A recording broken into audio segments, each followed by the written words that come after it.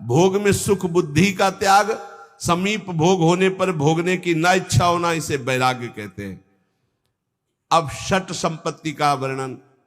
बोले षट संपत्ति में सम, मन को इंद्रियों के विषयों से हटाकर अपने लक्ष्य में लगाना, उसे सम कहते हैं।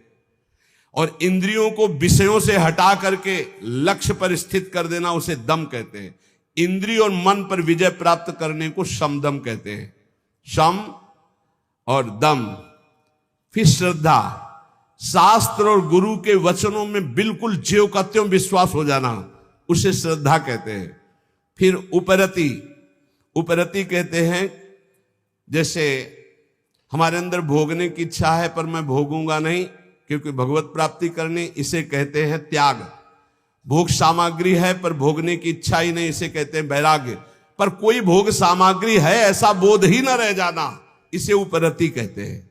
ज्ञान प्राप्ति के लिए त्याग वैराग्य से बढ़कर उपरति की आवश्यकता है। उपरति, वृत्तियों का किंचन मात्र भी कोई भोग है ऐसा ज्ञान न रह जाना, उपरति कहते हैं। भोग है ऐसा ज्ञान ही न रह जाना। और तितिक्षा, सर्दी गर्मी, मान अपमान, निंदा स्तुति, इन सब को समान भाव से सह जाना तितिक्षा कहते हैं। और समाधान, चित्त का शंका रहित होकर परमात्मा तत्व में स्थित हो जाने का नाम समाधान है। चित्त का समाधान हो जाना, अब कोई प्रश्न नहीं, कोई शंका नहीं। और चौथा है मुमुक्षुता, अब मैं मुक्त होना चाहता हूं, मुझे अब संसार से मुक्त होना। ये चार हो और फिर उसे किसी महापुरुष का संग मिले तो भगवान कह रहे तद्विद्धि प्रणिपातेन परिप्रश्नेन सेवया उपदेक्षन्ति ते ज्ञानम ज्ञानिनस्तत्वदर्शिनः। अब उस उपासक को जो मुमुक्षु है, जो संसार से मुक्त हो जाना चाहता है, वो संत के पास जाए। भगवान की कृपा से संतों का परिचय मिल जाता है।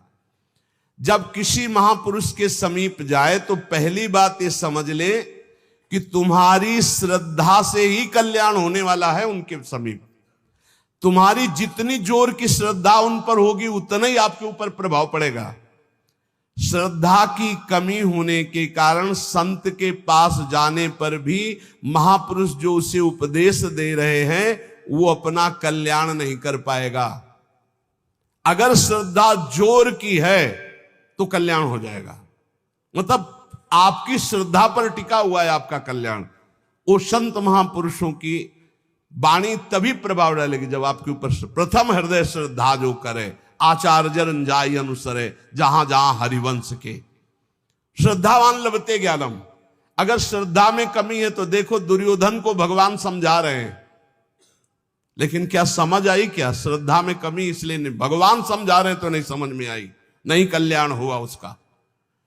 वो भगवान से कह रहा आप 5 गांव की बात कर रहे हो, मैं सुई की नोक भर नहीं दूंगा बिना युद्ध के। और भगवान बात कर रहे हैं, भगवान से कह रहा कि आप जानते हो कि आप ही धर्म को जानते हो, मैं धर्म को नहीं जानता।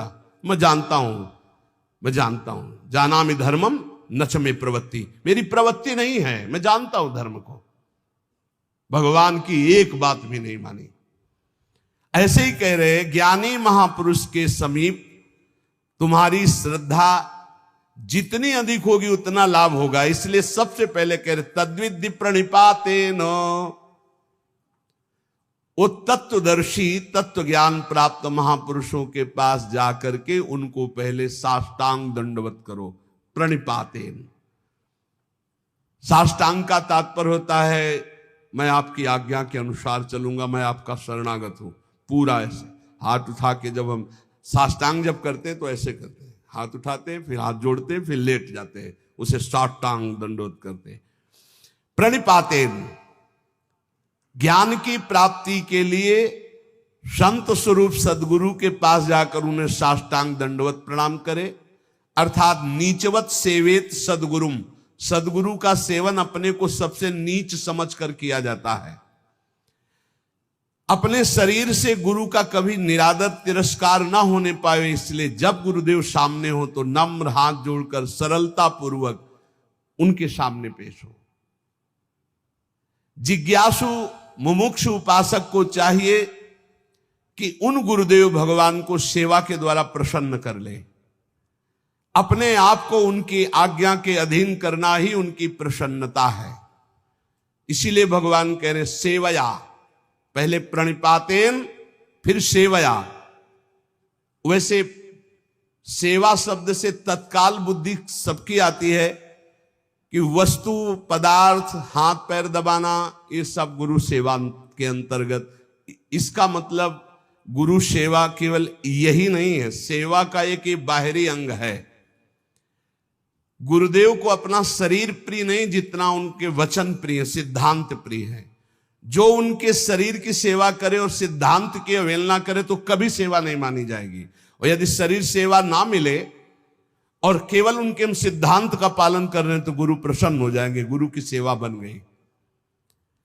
संत महापुरुषों की सबसे बड़ी सेवा है उनकी आज्ञा के अनुसार अपना जीवन बना लेना। सुन लीजिए, भगवान की बात है। संत महापुरुषों की सबसे बड़ी सेवा, गुरुजनों की सबसे बड़ी सेवा उनकी आज्ञा का पालन करना। फिर कह रहे परिप्रश्नेन, परिप्रश्नेन सरलता पूर्वक अभिमान रहित होकर केवल भगवत संबंधी प्रश्न करने चाहिए संत और गुरुजनों से। केवल परमात्म तत्व संबंधी प्रश्न करने चाहिए। जिज्ञासु भाव से सरलता पूर्वक नम्रता पूर्वक प्रश्न करना चाहिए। अपनी विद्वता दिखाने के लिए या गुरुदेव की विद्वता देखने के लिए प्रश्न नहीं करना चाहिए, इससे अपराध लगता है।